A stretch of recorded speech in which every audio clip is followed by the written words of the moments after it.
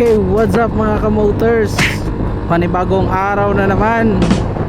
Panibagong pagsubok na naman sa buhay. So ayan, kasama natin ngayon si Ka Motors Woody at pupunta tayo ngayon sa Tubu-Tubu Beach ng Tungawan.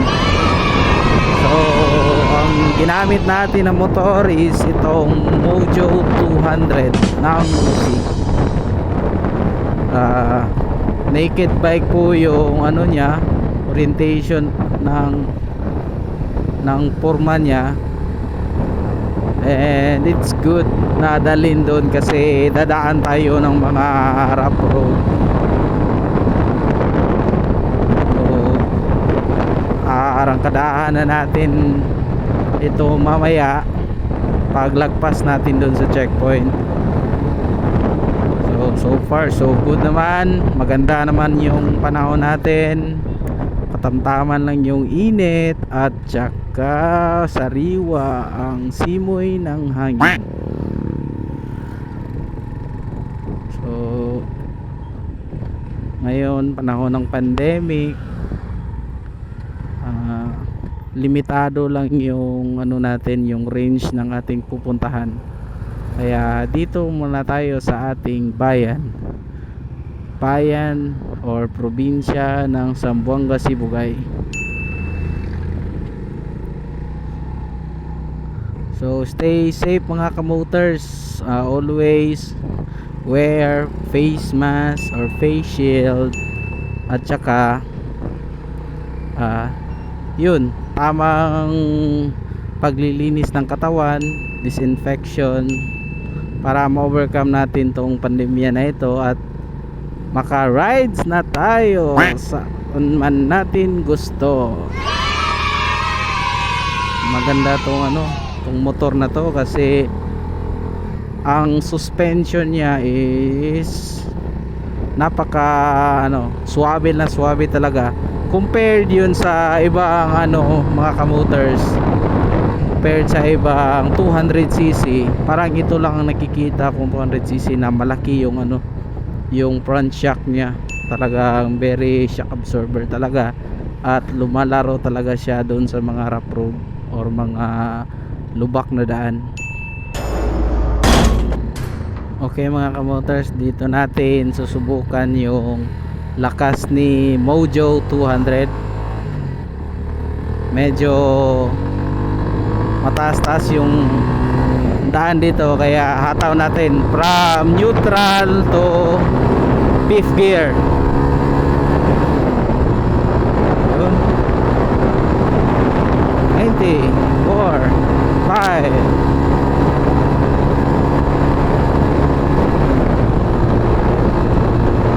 6, 102. Yun, lakas. 109, 110. Ay, OBR pa ako. 11, 9,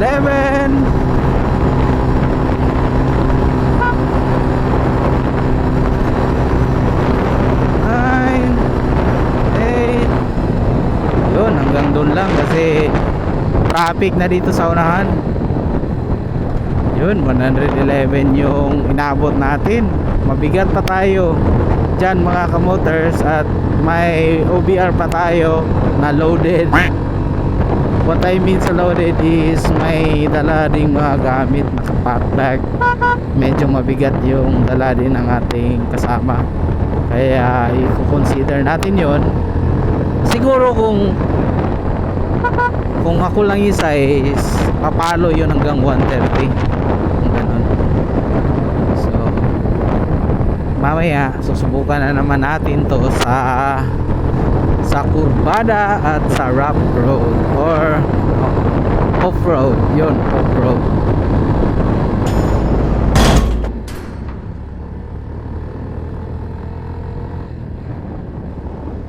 So ayan mga kamoters, andito na tayo ngayon sa municipality ng Tungawan. So shout out sa mga taga Tungawan. Shout out ka Boss Jerome Karumba or Motoguard Vlog So boss, andito kami sa lugar nyo. Ito po yung ano ng Tungawan bus terminal. So dadaan lang po kami mga kamotors. Hayaan nyo, bibisita din kami dyan soon. Pupunta tayo ngayon sa ating destination. So yung tubo-tubo po, yung pupuntahan natin is andun pa po sa malayo-layo pa yung crossing niya from the poblasyon or sentro ng Tungawan. So travel muna tayo mga almost 5 to 7 ata, or nalimutan ko kung ilang kilometers. Basta medyo malayo-layo pa po siya sa sentrong bahagi ng Tungawan. So ayan mga kamotors, pupunta tayo, mag-chill tayo. So far so good yun naman yung performance ni Mojo. Hindi siya nahuhuli sa arangkadahan. Saka on overtakes talagang maasahan talaga. May lakas talaga na maibubuga yung Mojo natin. Ito. Turn left. Liliam. So Lali Alam Elementary School. Dito tayo dadaan. Yun. May kasama tayong nauna na doon, mga ka-berks natin na nag-pre-pre na. Shoutout sa inyo. Yun. Dito natin masusubukan yung banking ng Mojo 200. So let's bank. Hopefully hindi madulas yung daan. Yun. Kumawak na yung OBR ko. Akala niya eto na yun eh. Eto na yung banking eh. Talagang papalo na talaga to eh. So sana sumabay itong OBR ko sa bangkingan. Sana hindi to lilikot. Yun, medyo madulas yung daan kasi may mga loose gravel tayo, mga buhangin pang nadadaanan. So ito, hindi tayo makabangking masyado mga kamotors kasi may angkas tayo. Banking. Whoop! Kakop, may mga buhangin. Sana kumapit talaga yung gulong natin. So marami palang maliligo ngayon. Yun. Let's overtake. Shout out sa inyo.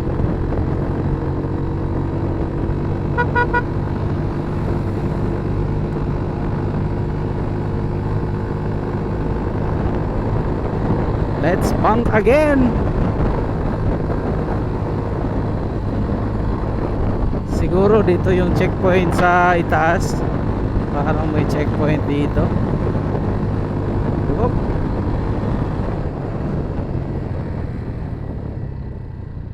Yun. Banking again.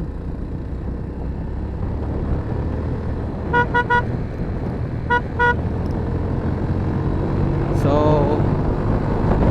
checkpoint. Tingin ko wala na yung checkpoint. Andun sa unahan. Yun. Punta tayo doon. Walang tao.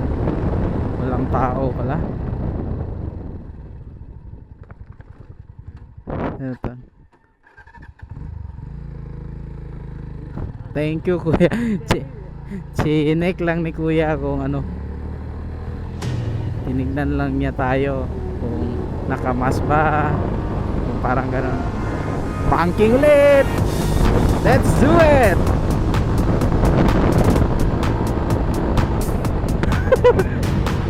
Tumahimik na yung UBR ko. Parang iba na yung kabog ng kanyang puso.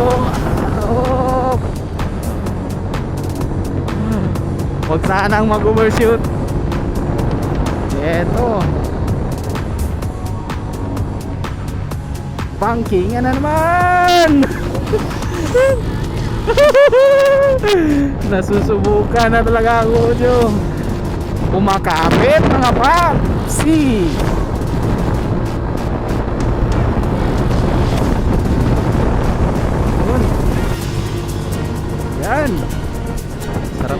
bangkingan dito.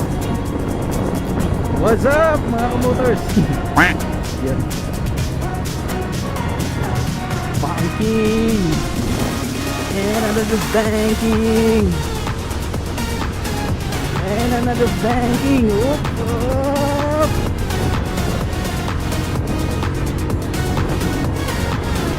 Nadudulas yung gulong niya. And another banking.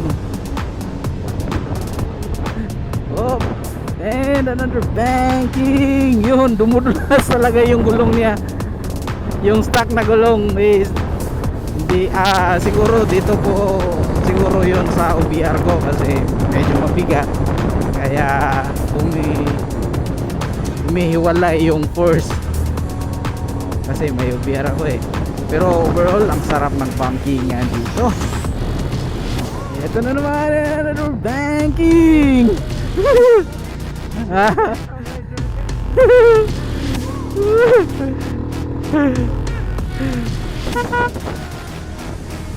Yun, shout out sa inyo mga ka-rides. So kung gusto kayong mag-banking, punta kayo dito sa Tungawan. Yun, makapit talaga yun. Okay lang ba itong OBR ko?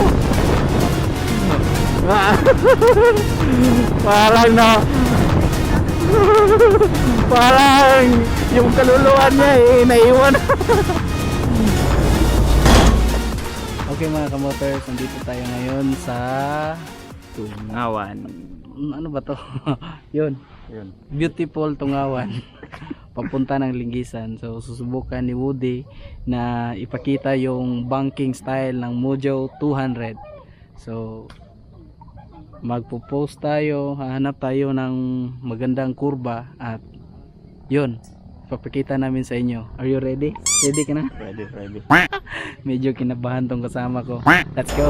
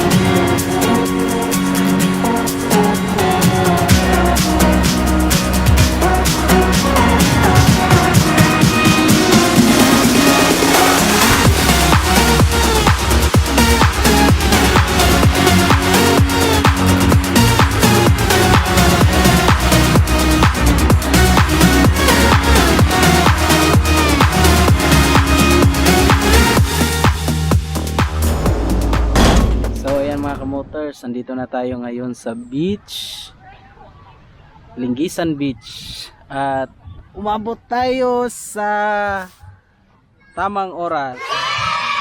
So kanina sa bangkingan umabot tayo.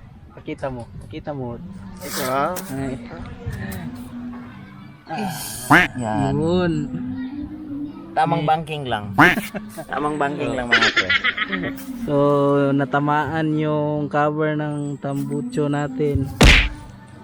Sumayad talaga. Sumayad ng konti. So medyo napa-over yung banking natin. Medyo na-damage natin yung cover ni Mojo. So ayan mga kamotors, ito yung Mojo 200 natin. Ang kanyang ilaw ay LED light na. Ito yung park light niya. Yan, naka letter M. Then ito yung low. Yan yung low light. Then ang high, yun malakas. So ang kanyang rear shock po ay malaki kaysa ibang 200cc. And then yung brake braking system niya is disc brake na, although hindi pa siya ABS, but maganda naman ang kanyang performance sa braking system. So punta tayo dito sa kanyang tambutso. Yon, big elbow na po siya, tsaka may resonator na, kaya malaki yung ano niya, yung tunog ng kanyang tambutso.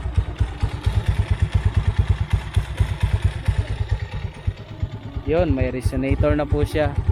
Then may built-in na siya na mudguard. Yon, mudguard. So explain. Ito yung mudguard niya. Yan, naka-attach na siya sa swing arm. So matibay dahil nasa swing arm na yung mudguard niya. Oh, makapal din yung ano niya. 200 yung makina at saka nakamono siya. Yun, talagang lumalaro talaga ng maayos sa ano, sa off-road. Tsaka may built-in na po siyang crash guard. Yun. So may mga takip yung mga ano niya, dulo ng kanyang crash guard, at pwede nyo ring palitan ng slider. So yun, pwede convertible into slider. Then ang kanyang makina ay ang kanyang tangke ay kumakarga hanggang 12 liters. So malaki, talagang advantage. May kill switch, tsaka yun, tsaka LED na po ang kanyang panel board. So medyo Christmas light kasi hindi kaya ng shutter speed ng ating camera, but gumagana naman siya ng maayos. Yun mga kamotors, napakaganda ng Mojo naked bike sa presyong abot kaya 62,000. Yan.